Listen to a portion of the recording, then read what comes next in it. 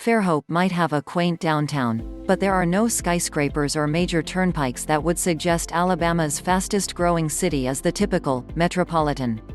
Muscle Shoals might be the largest city in Colbert County and has a famed music studio, but it's far from being confused with Birmingham or Huntsville. But a recent classification of the two cities as a metropolitan, under the American Rescue Plan Act, has officials in both cities asking questions.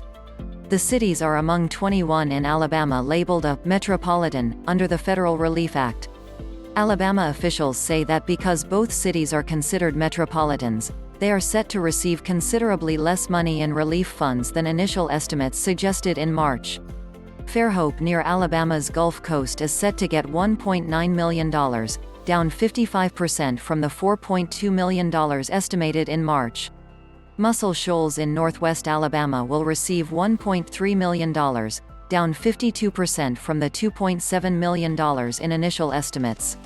"We have not really made any plans for the money, but we're starting to look at it when we found out that we were only getting $1.9 million, said Fairhope Mayor Sherry Sullivan said about the relief aid.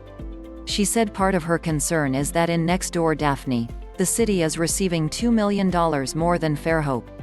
The two cities are adjacent to each other and are separated by only a 4,000 population difference.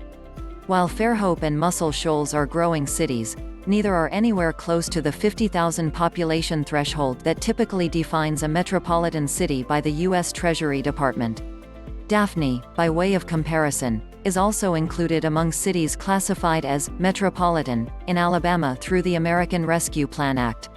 In the March estimates, the three cities were grouped with smaller Alabama cities, and were set to get higher allocation amounts. The federal government is determining metropolitan status by weighing eligibility to participate in the Community Development Block Grant (CDBG) program, regardless on whether the city currently participates.